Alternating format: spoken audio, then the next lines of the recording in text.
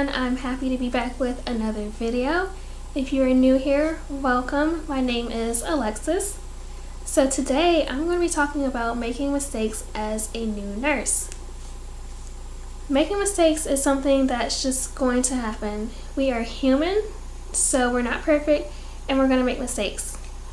So with that being said, I do want to emphasize that when you are a nurse, you want to make sure that you reduce the number of mistakes you make and how often we make these mistakes. And when we do make mistakes, you want to make sure you learn from them so that you don't do the same mistakes over and over and over again. So obviously, as a nurse, you want to make sure that you are helping your patients and making sure that their condition improves. You don't want to do anything that hurts your patient or causes death, obviously. But with that being said, sometimes the mistakes that nurses make can lead to death or irreversible injuries. Like, I'm sure in nursing school you have or you will talk about legal issues or nurses who have made serious mistakes like medication errors that have led to a death. So those are examples of things that you don't want to do as a nurse. So I just want to share with you guys some mistakes that I have made so far as a new nurse. But before we get started, I do want to point out that even experienced nurses make mistakes too, because like I said, we're human, so it's going to happen. Okay, so one of the first mistakes that I made as a new nurse was clotting off a UVC. So if you don't know, UVC stands for umbilical venous catheter. So it's basically like an IV, except for it goes into the baby's belly button.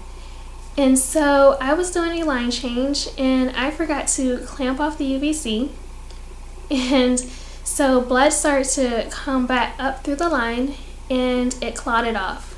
So luckily for me, this was a double lumen UVC, so it had a proximal lumen and a distal lumen.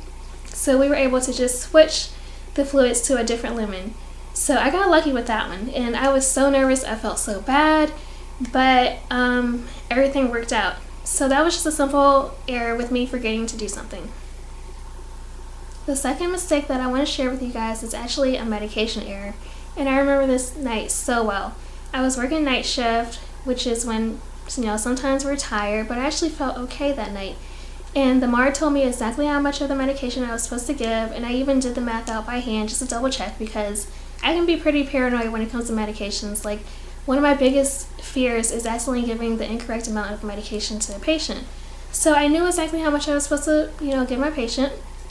I was supposed to give 0.08 milliliters, but I accidentally drew up 0.8 milliliters. So that would have been 10 times more than what I was supposed to give.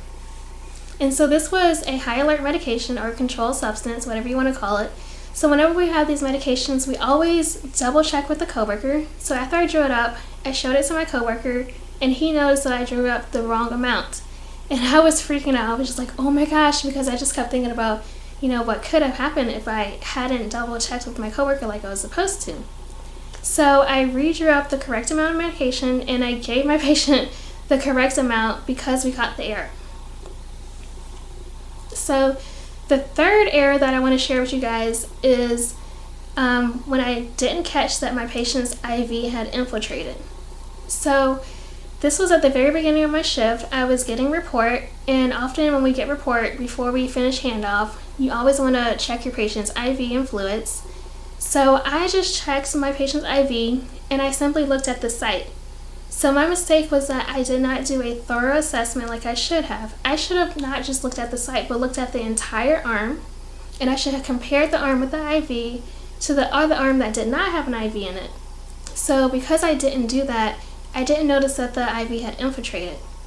So maybe like a few minutes later, the practitioner came by and noticed that it had infiltrated, and thankfully she was extremely nice about it. She taught me how to treat it. She walked me through starting a new IV. So everything worked out for that situation too. So those were just 3 examples to show you guys that mistakes do happen.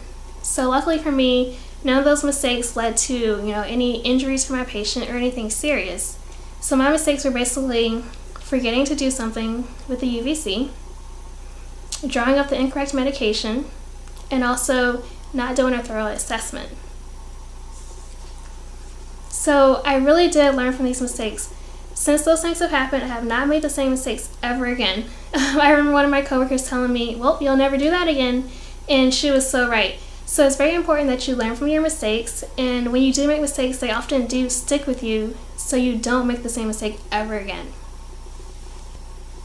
Now let's just talk about ways to prevent making mistakes. I think one of the best things that you can do is to take your time.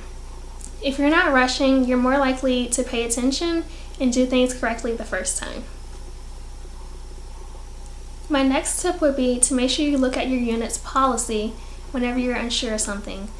My unit's policy is like my best friend. Anytime I'm not sure about something and I have a question, I go to the policy. It's also great to ask your coworkers for help and ask questions, but there are times when your coworkers may not know the answer either, or they may tell you the wrong thing, so always go to your policy, because your policy will have everything listed out exactly how you need to do it step by step.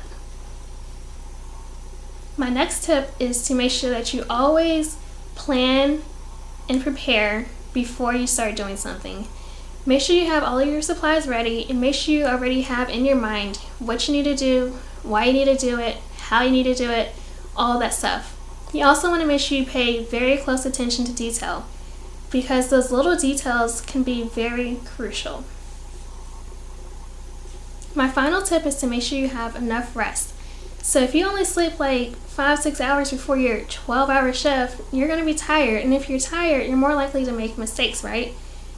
Also, we tend to get burned out as nurses, so sometimes we work 3 shifts in a row, and by your 3rd shift, you're just burned out. You're extremely tired, so it's very important that you get coffee or do whatever you have to do to make sure that you're awake and that you can focus. Alright guys, that's basically all that I have for you. I just wanted to make a quick video to let you guys know that mistakes do happen, so I share with you guys a few of my mistakes that I've made. But I just want to emphasize with you that even though mistakes happen, it's very important that we learn from those mistakes so that we don't make them again, and that we do all that we can to improve the quality of care that we give to our patients. So this video was not to scare you. I hope I didn't scare you. Nursing is still great. You're going to learn every day, so you will be just fine. That's pretty much all that I have for this video.